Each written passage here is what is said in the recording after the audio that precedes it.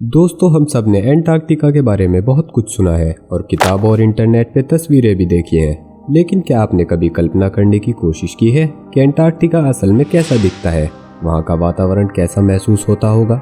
Antarctica दुनिया का 5वां सबसे बड़ा और सबसे ठंडा कॉन्टिनेंट है, जहाँ ना ही दिखती है ज़मीन, ना ही खिलती है धूप और ना ही बसती है हरियाली।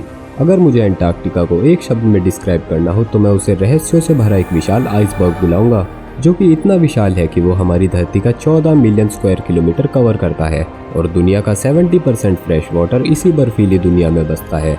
जब हम एंटार्क्टिका के बारे में सोचते हैं तब हमारे दिमाग में बस पेंगुइन्स और बर्फीली हवाएं चलती हुई दिखाई देती है। अगर हम ऊपर से देखेंगे तो एंटार्क्टिका हमें हमारी काल्पनिक इमेज से बहुत अलग नहीं लगेगा, लेकिन इस बर्फीले विशाल कॉन्टिनेंट के बीच छुपे हैं कई ऐसे राज जिन्हें जानकर हम सब हैरान रह जाएंगे। एंटार्क्टिका के बर्फ के रेगिस्तानों ने न सिर्फ इंसानों को यहाँ बसने से ही नहीं रोका, बल्कि इस धरती की कई ऐसी मिस्ट्रीज को भी अपने अंदर छुपा कर रखा है। तो अगर आप जानना चाहते हैं कि आखिर इस बंजर कॉन्टिनेंट ने अपने बर्फीले सहन में कौन से हैरान कर देने वाले रहस्य छिपा रखे हैं, तो बने रहिए हमारे साथ इस वीडियो के लास्ट तक। तो बिना टाइम वेस्ट किए शुरू करते हैं। Number 1, blood waterfalls. सदियों से इस झरने के पानी का रंग लाल है। जिस जगह ये झरना है वहाँ का तापमान हमेशा माइनस में रहता है। पहली बार साल 1911 में ऑस्ट्रेलिया के जियोलॉजिस्ट ग्रिफिथ टेलर ने यहाँ आने की हिम्मत की और उन्होंने देखा कि यहाँ तो खूनी वाटरफॉल गिर रहा है। उन्हें पहले लगा ये लाल रंग पानी में लाल काई होने की वजह से है, मगर साल 2003 में टेलर की इस थ्योरी को गलत साबित कर दिया गया। नई रिसर्च में सामने आया कि इस पानी में आयरन ऑक्साइड की भरपूर मात्रा है। इसकी वजह से यहाँ का पानी का रंग लाल हो जाता है। कुछ लोगों ने इसे सच भी मान लिया, लेकिन कुछ शोधकर्ताओं को इस रिसर्च पर विश्वास नहीं हुआ।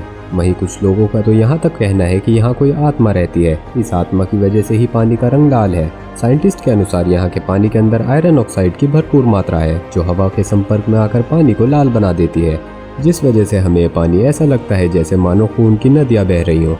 Number 2, elongated skulls. अब बात करते हैं एंटार्क्टिका में मिले उन स्कल्स की जो इतने अजीब तरीके से लंबे हैं कि किसी को भी इन पर शक होगा कि ये इंसानों के हैं भी या नहीं।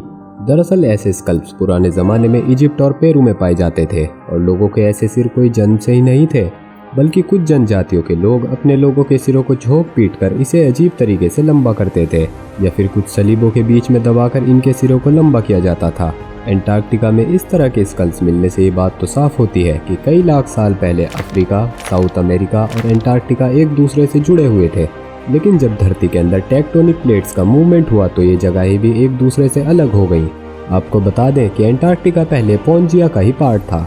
Number 3, ancient rain forests.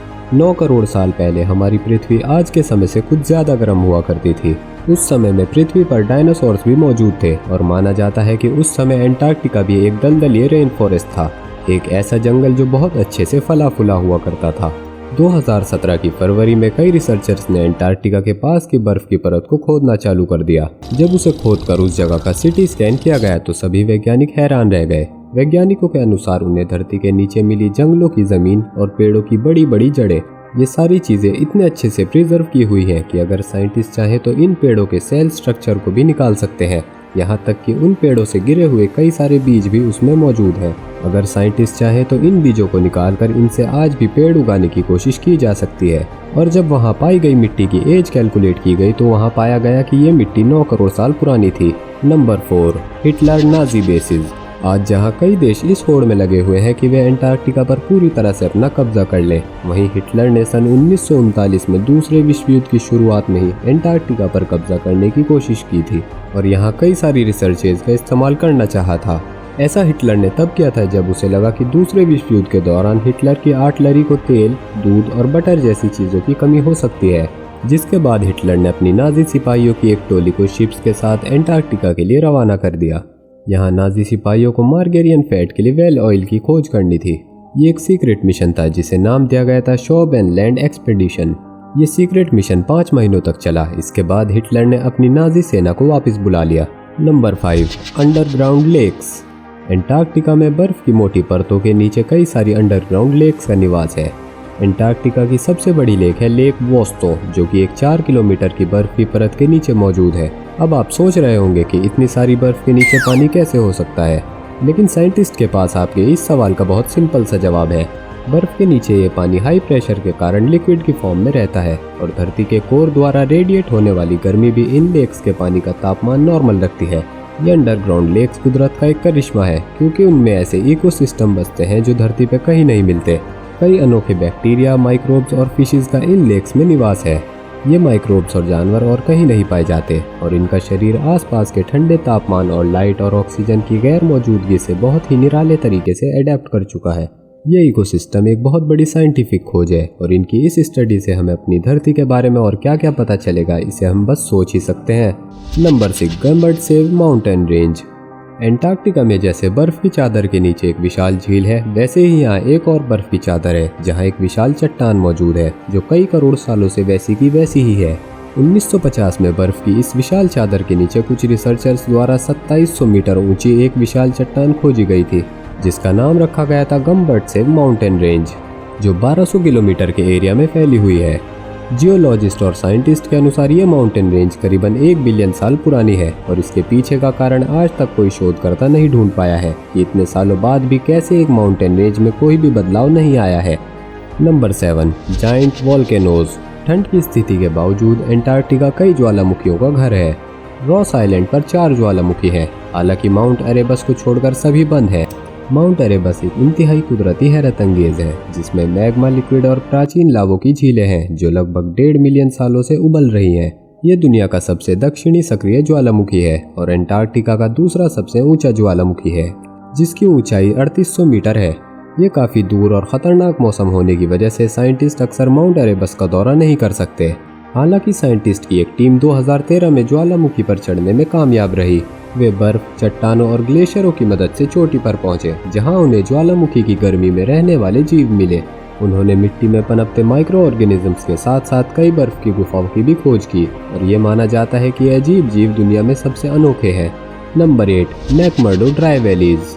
रेगिस्तान का नाम लेते ही हम सबके दिमाग में आमतौर पर गर्म और रेतीले मैदानों की एक इमेज आ जाती है। फिर भी एंटार्क्टिका का रेगिस्तान दुनिया के सबसे बड़े रेगिस्तानों में से एक है। ये नाकाबिले यकीन हद तक खुश्क और हवादार है, जहाँ सालाना 50 mm बारिश होती है। इसका अंदाजा आप इस बात से लगा सकते हैं कि इंडिया में हमारे शहरों में तेज बारिश भी 6 mm तक की होती है। एंटार्क्टिका का 99% हिस्सा बर्फ से ढका हुआ है और बाकी बचे 1% में आपको मिलेंगी सूखी वादियाँ, जहाँ बड़े पैमाने पर 70 मीटर ऊंचे और 200 मीटर तक चौड़े रेत के टीले देखने को मिलेंगे। हालांकि आप इन टीलों पर सैंड बोर्डिंग नहीं कर सकते, लेकिन ये रिसर्चर्स के लिए नाकाबिले यकीन हद तक अहम जगह है। इन सूखी घाटियों में हवा मंगल ग्रह के समान है और वैज्ञानिकों का मानना है कि इस जगह में दूसरे ग्रहों के जीवन के रहस्य छिपे हो सकते हैं।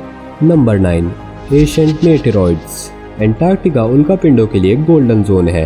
हालांकि उल्कापिंड पूरी पृथ्वी पर गिर सकते हैं, लेकिन एंटार्क्टिका में उन्हें ढूंढना आसान है, क्योंकि ठंडी सूखी चट्टानें उल्कापिंडों को सुरक्षित रखती हैं। हाल ही में एंटार्क्टिका में एक विशाल उल्कापिंड मिला है। माना जा रहा है कि इसमें हमारे सौर मंडल की सबसे पुरानी सामग्री है।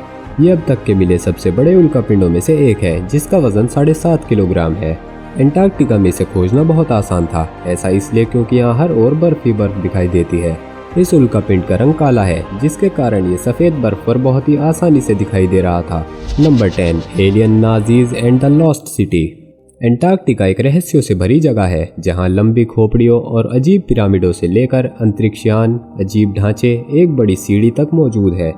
और बहुत से लोग मानते हैं कि एंटार्क्टिका में भी कभी इंसानी जिंदगी रहती थी। यहाँ हर साल दर्जनों यूएफओ देखे जाने की सूचना मिलती है, जबकि गूगल अर्थ ने कुछ असामान्य गतिविधियों को पकड़ा है, जिसे एलियंस का काम कहा जाता है।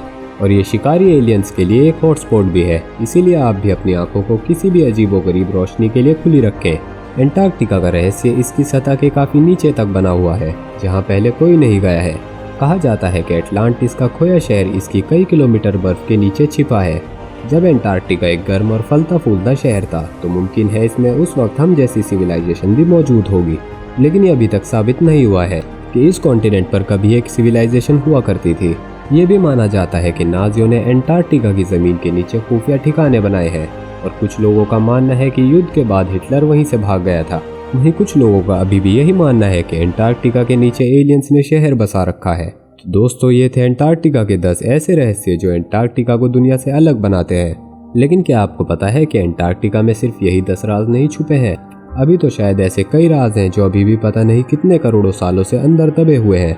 अब तो वक्त और गहरी रिसर्च ही इन राजों का खुलासा करेगी, और क्या पता शायद हमें एलियंस के भी कुछ सुराग मिल जाए। तो दोस्तों, अगर आपको ये वीडियो पसंद आई हो तो लाइक कीजिए, और हमारे चैनल को अब तक सब्सक्राइब नहीं किया है तो सब्सक्राइब कर दीजिए, ताकि आप भी किसी वीडियो से महरूम ना रहें।